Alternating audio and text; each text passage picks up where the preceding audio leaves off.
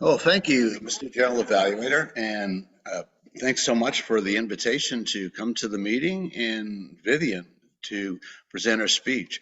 I've been looking forward to this.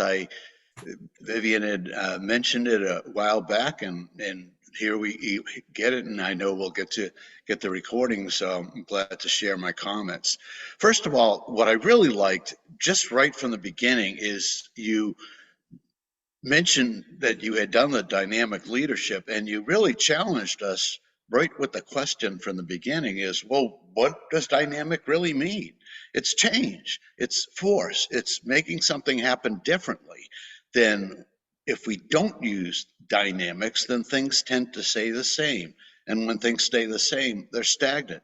And what I really enjoyed as well is you brought out the very real world example of what we've been going through with the last several years with the pandemic. For many clubs, they may kind of drift and stagnate, but if you want to do something different and succeed and grow, you have to recognize the environment you're in and address it. And you clearly did that by pointing out that now we have Zoom, and Zoom allows clubs to and members of the clubs to be able to reach out and make others aware all around different countries, perhaps around the world, that you're there, and be able to visit those clubs and potentially be able to obtain members. You also mentioned the importance of the communication and leadership styles that are associated with being dynamic, that you can't treat everyone. I love the Mr. Rogers jingle, by the way, of, not everybody's just there right in your neighborhood. People are in different parts of the world. They may have different standards, different styles, and you need to be able to connect with them and kind of share your world with theirs and vice versa.